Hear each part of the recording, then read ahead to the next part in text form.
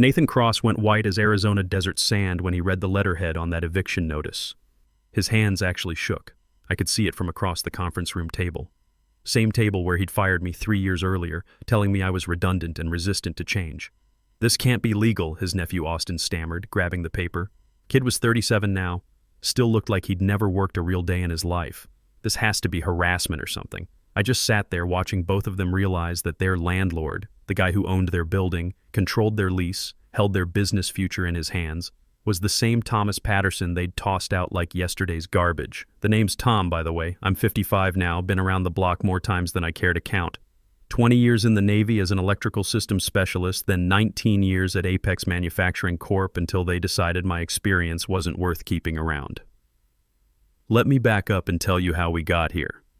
This whole thing started in 2004 when I joined Apex Manufacturing down in Phoenix. Fresh out of my Navy service, looking to build something stable for my family. Company was small then. Maybe 12 people total, working out of a cramped office space on Industrial Boulevard.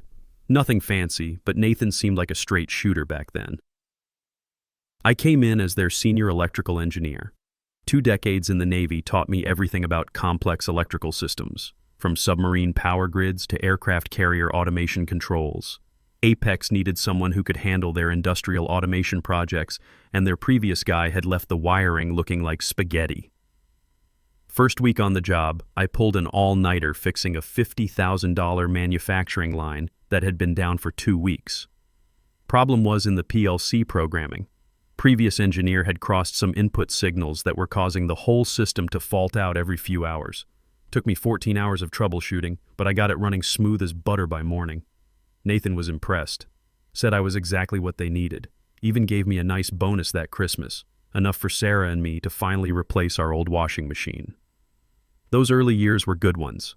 Company grew steady, adding new clients, expanding into bigger projects.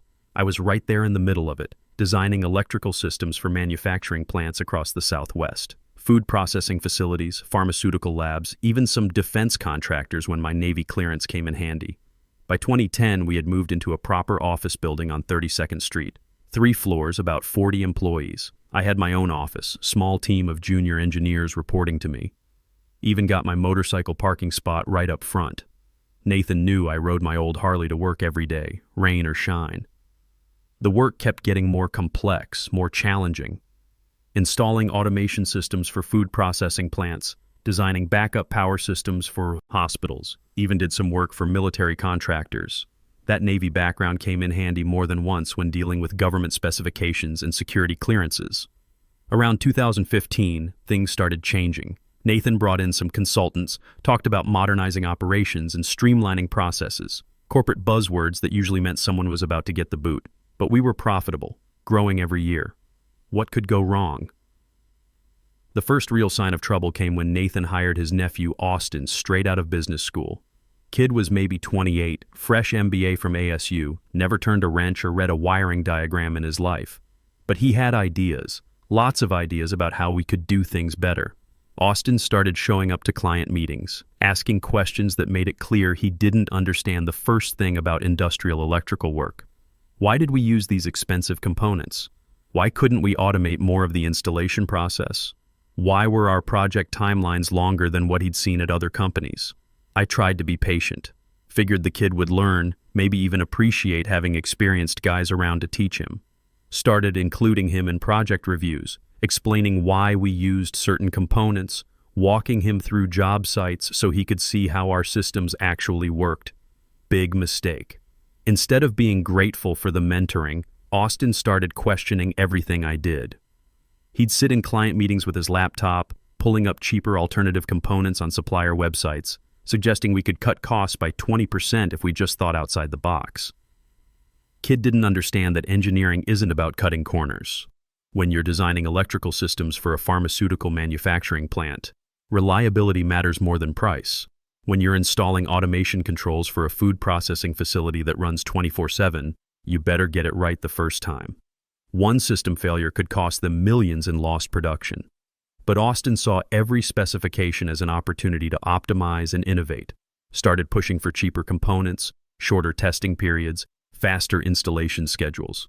I'd push back, explain why these things mattered, show him examples of what happens when you cut too many corners. He'd nod and smile, then go straight to Nathan with concerns about my resistance to change. By 2020, the writing was on the wall.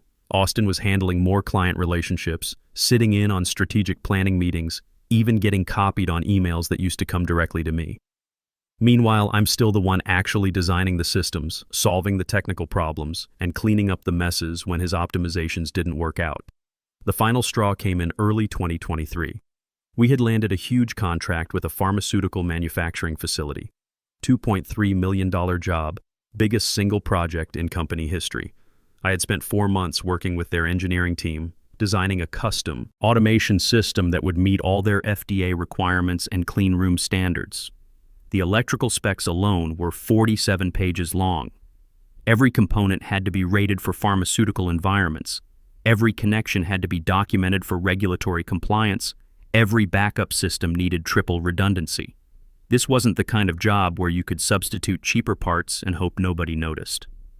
Austin convinced Nathan to let him take the lead on project implementation. Kid wanted to make his mark, show everyone he could handle the big jobs.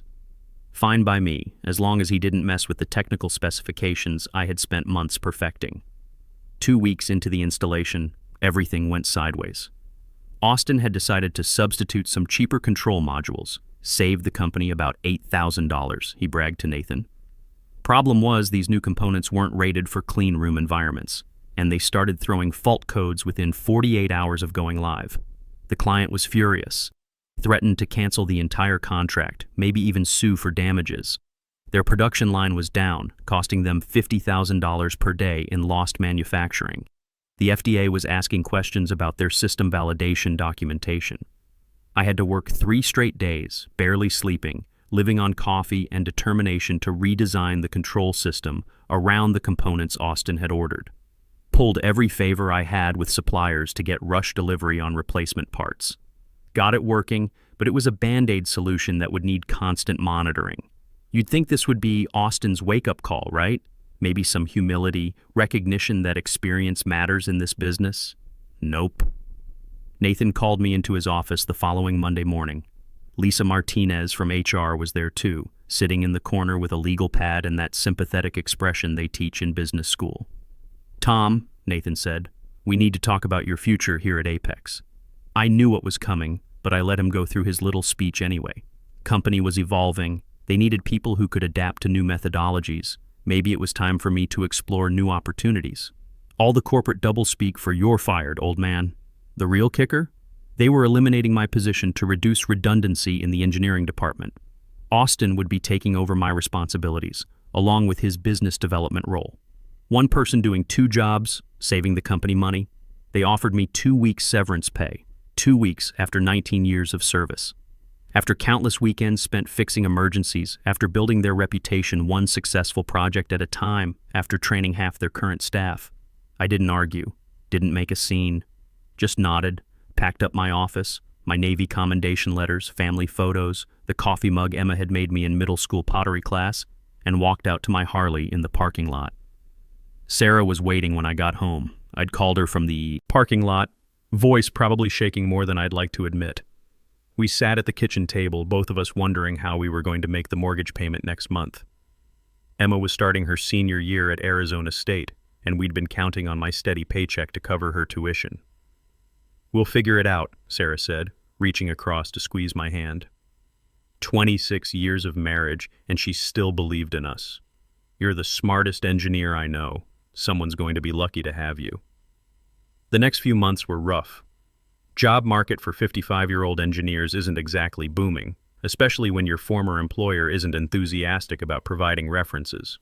I picked up some consulting work, fixed a few industrial systems for smaller companies, anything to keep the bills paid. That's when I started noticing things about Apex that I'd been too busy to see before. Walking past their building one afternoon, I'd been meeting with a potential client nearby. I saw a for sale sign that hadn't been there the week before.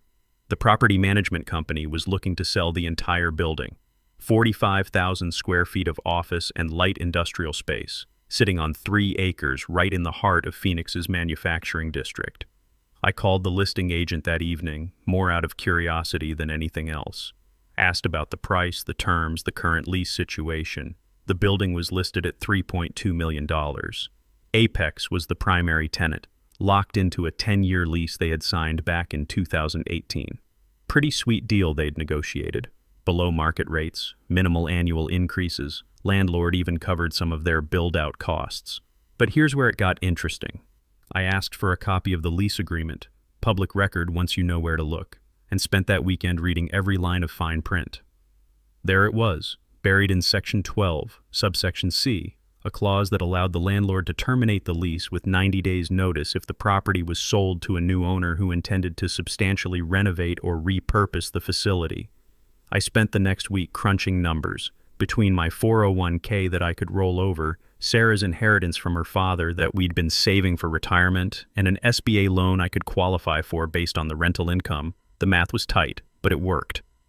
The property management company was motivated to sell. Building was from the 1980s, needed electrical updates, and they wanted to cash out for newer properties. We could close in 6 weeks if I moved fast. I didn't tell anyone about my plan. Not Sarah, not Emma, definitely not anyone who might have connections to Apex. I was going to buy my former employer's building. And then, I was going to evict them. The closing happened on a Tuesday morning in late October 2023. I sat in that sterile conference room at the title company, signing paper after paper, officially becoming the owner of 45,000 square feet of prime Phoenix industrial real estate. The same building where I'd spent 19 years of my life, where I'd built systems that were still running perfectly, where Nathan and Austin had no idea their fate was being sealed by their former redundant employee. Sarah came with me to the closing. She'd been skeptical at first when I finally told her the plan, worried about the financial risk. But when I showed her the numbers, the rental income, the building's appreciation potential, the tax advantages, she understood. My wife had watched me get kicked around by corporate politics for too long. She was ready to see me fight back. "You sure about this?" she asked as we walked out of the title company, keys to the building in my pocket. Never been more sure of anything in my life. The property management company handled everything initially. I stayed completely behind the scenes, just another investor collecting rent checks. Nathan and Austin had no idea who their new landlord was. As far as they knew, some investment group from California had bought the building, which wasn't entirely untrue since I'd set up an LLC for the purchase. For 3 months, I played the part of the invisible owner. Collected $47,000 in monthly rent from Apex, handled maintenance requests through the property management company, kept my mouth shut about my connection to the building's primary tenant. During that time, I kept my ear to the ground about how things were going at my old company. Manufacturing is a small world in Phoenix, and word travels fast when projects go bad. Turns out Austin's cost-cutting measures were catching up with them in a big way. That pharmaceutical client I'd had to rescue? They'd refused final payment on the project, citing ongoing reliability issues with the system. Word was they were considering legal action for the production delays. 2 other major clients had switched to competitors after experiencing system failures during routine operations. Equipment I'd originally specified would have run for decades without problems, but Austin's cheaper substitutions were failing within months of installation. Meanwhile, I was getting consulting calls from some of those same disappointed clients. Word had gotten out that I was available for freelance work, and suddenly everyone wanted the guy who used to handle Apex's technical problems. I was charging $150 per hour for troubleshooting work that I used to do as part of my regular salary. One job in particular stands out. Remember that food processing plant where I'd installed the automation system back in 2019? System had been running flawlessly for 4 years, then suddenly started having intermittent faults. They called Apex first. Austin sent out one of the junior engineers who couldn't figure out the problem. They called me next. Took me about 20 minutes to diagnose the issue. One of the temperature sensors had drifted out of calibration. Simple fix, but you had to know the system well enough to recognize the symptoms. Charged them $300 for 2 hours of work, including drive time. They were so grateful they asked me to bid on their expansion project. Austin's response when he found out? He called the client and accused me of poaching their business. Professional jealousy at its finest. By February 2024, I had made my decision. Time to play the ace I'd been holding for 4 months. I drafted the lease termination notice myself. working with the same real estate attorney who had handled the building purchase. 90 days notice, exactly as specified in the lease agreement. Reason for termination: substantial renovation and repurposing of the facility. Which wasn't a lie. I did have genuine plans to renovate the building. The electrical system was from the 1980s and needed updating. Ironic, considering I'd been recommending those same upgrades for years when I worked there. Nathan had always said they were too expensive. I also intended to repurpose the space, dividing it among multiple smaller tenants instead of one large one. Better cash flow, reduced risk if one tenant had problems, and frankly, I was looking forward to working with business owners who appreciated expertise instead of questioning every decision. The letter went out on a Friday afternoon, certified mail, return receipt requested. I made sure to be having coffee at the diner across the street on Monday morning when Nathan and Austin arrived for work. Nathan read it first. I watched through the window as his expression changed from confusion to concern to something that looked like panic. Then he called Austin over, showed him the letter. Kid's reaction was even better. Started pacing around the conference room, waving his arms, probably explaining to his uncle how this couldn't be legal. They called an emergency meeting with their attorney that same afternoon. I knew because Lisa from HR sent out a company-wide email about unexpected facility challenges and the need to explore alternative workspace solutions. The next 2 weeks were pure entertainment. Nathan tried calling the property management company, demanding to know who had bought the building. Privacy laws meant they couldn't reveal the owner's identity, but I could see the frustration building. Austin started looking at other office spaces, quickly discovering that comparable facilities in the area were going to cost them 40% more than their current below-market lease. The sweet deal Nathan had negotiated back in 2018 was about to become a very expensive lesson in karma. They tried to negotiate, offered to pay higher rent, longer lease terms, even some upfront cash to secure a new agreement with the mysterious new owner. The property management company dutifully passed along these offers, and I dutifully declined each one. Finally, about 3 weeks after the initial notice, Nathan figured it out. I was having lunch at my usual spot downtown when my phone rang. Caller ID showed Apex Manufacturing. I let it go to voicemail, finished my sandwich, then called back an hour later from my truck. "Tom?" Nathan's voice sounded tired, defeated. "Tom, we need to talk." "Sure, Nathan. What's on your mind?" "You bought our building." "I bought a building, yes. Seemed like a good investment opportunity." Long pause. I could hear Austin in the background, voice raised, saying something about lawsuits and illegal harassment. "Look, Tom," Nathan continued, "I know you're upset about how things ended. Maybe we made some mistakes, moved too fast with changes. Can we work something out here? What kind of something did you have in mind? New lease, better terms for you as the landlord. Hell, maybe we can even discuss bringing you back on board as a consultant." Austin could use someone with your experience guiding him through the technical side. I had to smile at that one. 6 months ago, I was redundant and resistant to change. Now suddenly my experience was valuable again. "That's an interesting offer, Nathan. Tell you what, why don't we meet in person to discuss it? Say, tomorrow morning, 9 a.m., conference room 2, just like old times." He agreed immediately, probably figuring any conversation was better than having to relocate his entire operation with 60 days notice remaining. I showed up right on time the next morning, carrying a leather folder and wearing my best poker face. Nathan was there, along with Austin and Lisa from HR. Kid looked like he hadn't slept much lately, dark circles under his eyes, that nervous energy of someone watching their world fall apart. "So," Nathan said after we'd all sat down, "what's it going to take to work this out? Name your price." I opened my folder, pulled out a single sheet of paper, and slid it across the table. It was the lease termination notice, with my signature clearly visible at the bottom. Thomas Patterson, property owner. "That's what it's going to take," I said quietly. Austin exploded first, started yelling about harassment and wrongful termination lawsuits and how they'd fight this in court until I was bankrupt. Nathan just sat there, staring at the paper, finally understanding the complete scope of what was happening. "You can try to fight it in court," I said when Austin ran out of steam. "But your lease agreement includes the termination clause signed by your company 6 years ago. My attorney assures me it's completely enforceable. You negotiated this deal yourself, Nathan. You just never thought it would be used against you. This is revenge," Austin said, voice shaking. "Pure and simple revenge." "No," I replied, standing up and collecting my folder. Revenge would have been telling that pharmaceutical client about all the other corners you cut on their project. Revenge would have been sharing your quality control problems with every potential customer in Phoenix. This is just business. I headed for the door, then turned back for one final comment. Oh, and Austin? Next time you fire someone with 19 years of experience, you might want to make sure they can't afford to buy your building. The eviction was final 60 days later. Apex managed to find temporary space in an industrial park on the other side of town, paying nearly double their previous rent for a facility half the size.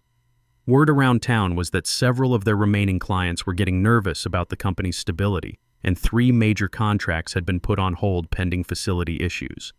Meanwhile, I divided the building into 3 separate spaces, rented the largest section to a precision machining shop run by a retired aerospace engineer who appreciated quality work.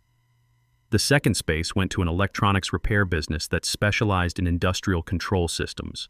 They even hired me as a part-time consultant.